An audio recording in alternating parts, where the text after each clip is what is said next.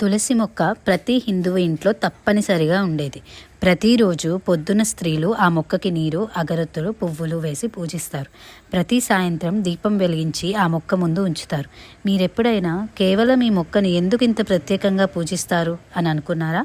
ఎందుకంటే హిందువులు తులసి మొక్కను దేవతగా భావిస్తారు. విష్ణుమూర్తికి ఆమె చాలా సన్నిహితం మరియు ఏ పూజ కూడా తులసి ఆకులు లేకుండా పూర్తవ్వదు. తులసి మొక్కకి అనేక వైద్య ఆరోగ్య లాభాలు కూడా ఉన్నాయి. అయితే అసలు తులసి మొక్క కథ ఏమిటంటే హిందూ పురాణాలలో తులసిని వృందగా పిలుస్తారు. ఈమె కాలనేమి అనే ఒక రాక్షసుడికి అందమైన కూతురు, ఒక యువరాణి. ఆమె మహావిష్ణువు పరమ భక్తురాలు. పరమశివుని మూడో కన్నులోంచి వచ్చే అగ్నిలోంచి పుట్టినవాడు జలంధర్. ఇతడు అపార శక్తివంతుడు.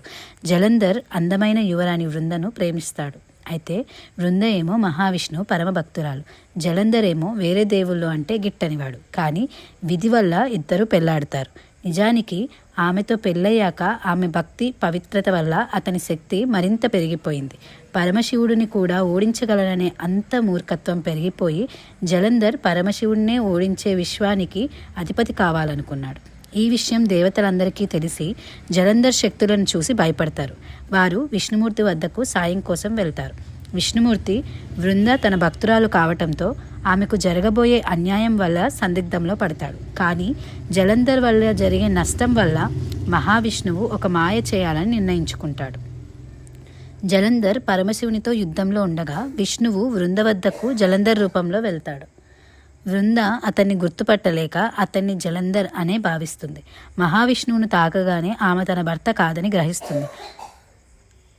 ఆమె పతివ్రత నిష్ఠ భగ్నమయ్యి జలంధర్ బలహీనుడవుతాడు. తన తప్పు తెలుసుకొని వృంద మహావిష్ణువు నిజస్వరూపాన్ని కోరుతుంది. ఆమె తన పూజించిన దేవుడే తనని మాయ చేశాడని తెలిసి బాధపడుతుంది. మహావిష్ణువు మారురూపం తెలుసుకొని తన పవిత్రతపై జరిగిన మోసానికి వృంద మహావిష్ణువుని రాయి కమ్మని శపిస్తుంది. విష్ణువు ఆమె శాపాన్ని అంగీకరించి గండకి నది వద్ద సాలగ్రామశిలగా మారతాడు. దీని తర్వాత జలంధర్ పరమశివుని చేతిలో హతుడవుతాడు. వృంద కృంగిపోయి తన జీవితాన్ని కూడా ముగించాలనుకుంటుంది. వృంద చనిపోయే ముందు విష్ణుమూర్తి ఆమెను తులసిగా పిలువబడి తనతో పాటు పూజించబడుతుందని వరమిస్తాడు. అందుకే విష్ణుమూర్తికి తులసి ఆకు లేకుండా చేసే పూజ ఎప్పటికీ పూర్తవ్వదు. అందుకే హిందూ ఆచారాలలో తులసి విడదీయలేని భాగం అయిపోయింది. ఈ దేవత ఆఖరికి వరంగా మారి ప్రతి ఒక్కరి ఇంట్లో ఉంటూ అందరికీ మంచి ఆరోగ్యం ఇచ్చి దీవెనలను అందిస్తుంది. ఇది తులసి కథ.